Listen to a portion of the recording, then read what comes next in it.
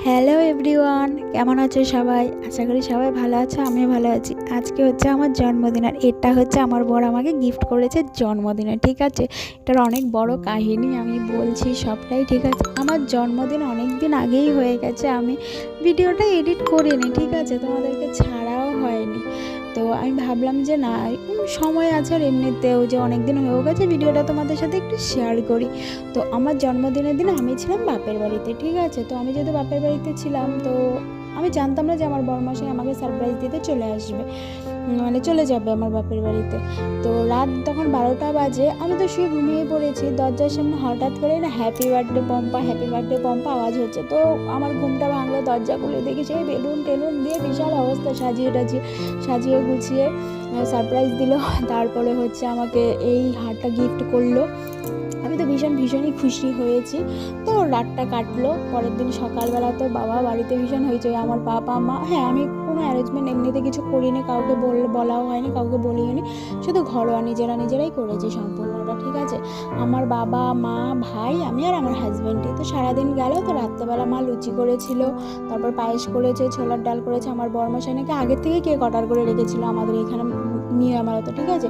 তো আমার বরমশাই আর ভাইকে কেক এনেছে, আর সারাদিন ঝিরিঝিরি বৃষ্টিও পড়েছে, তাই একটু সমস্যা হয়েছিল। আর একটা বড় কথা জানো, এই যে জন্মদিনের হ্যাপি বার্থডেটা লাগিয়েছে এখানে, জানো তো, হ্যাপি বার্থডের জায়গায় হ্যাপি টিচার্স ডে লেখা। আমি বলি বাবারে বাবা, ভালো হয়েছে, আমি এটাই লাগাবো, এটাই সবাই দেখবে। তো তারপরে একে একে আমার বাবা মা আমাকে আশীর্বাদ করলো। আর দেখো, আমার বাবা মা আমাকে আশীর্বাদ করলো, তার সাথে সাথে আমার মা আমার বরকেও আশীর্বাদ করছে, ঠিক আছে?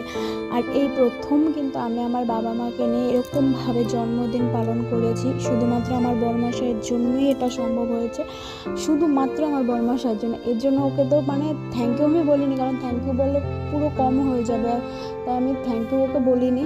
কারণ শুধুমাত্র ওর জন্য আমার আজকে মানে এই জন্মদিনের দিনটা এত ভালো কেটেছে বলে বোঝাতে পারবো না, ঠিক আছে?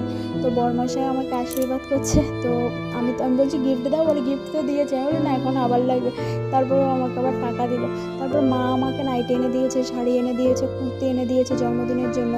তারপর বাবাও নাইটি এনে দিয়েছে, আর ভাই তো ছোট আমার, ঠিক আছে? তো তারপরে আবার কিন্তু বাবা মা আমাকে আশীর্বাদ করার সময় টাকাও দিয়েছে। তো এখন ভাই আমাকে আশীর্বাদ করছে, ছোটো হলো, ছোটোর আশীর্বাদ করতেই বলে। আমি আশীর্বাদ করেছি প্রণাম কর, তারপরেও আমাকে কিন্তু প্রণাম করবে, ঠিক আছে? তো আমি আবার ওকে, আমি যে টাকাগুলো পেয়েছি সেখান থেকে আবার কিছু টাকা ওকেও দিয়েছি গিফট হিসাবে। আমি বলি নে কিছু খাস।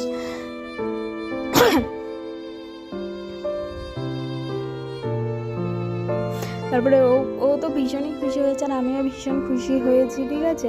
তারপরে চলে এলো কেক কাটার পালা। আর একটা কি জানো, ওরা আমাকে শুধু আশীর্বাদ করেছে, পায়েস খাওয়ায়নি কেউ। আর আমি কেক কেটেছি। তারপরে কেক, বাবাকে কেক খাওয়াতে যাব। বাবা বলছে কি আগে ওকে খাওয়া, মানে আগে বরকে, আমার বরের নাম ধরে বলছে আগে বরকে খাওয়া।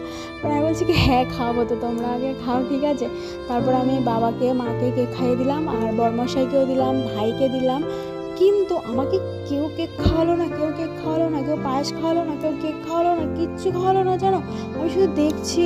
তারপর যখন বলছি, পরে মা এসে আমাকে কেক খাইয়ে দিচ্ছে, একে একে সবাই কেক খাইয়েছে, পায়েস খাইয়েছে। তো আমি পায়েস আর কেক খাই। তোমরা চ্যানেলটা সাবস্ক্রাইব করে আমার পাশে থাকো। Tata, I love you.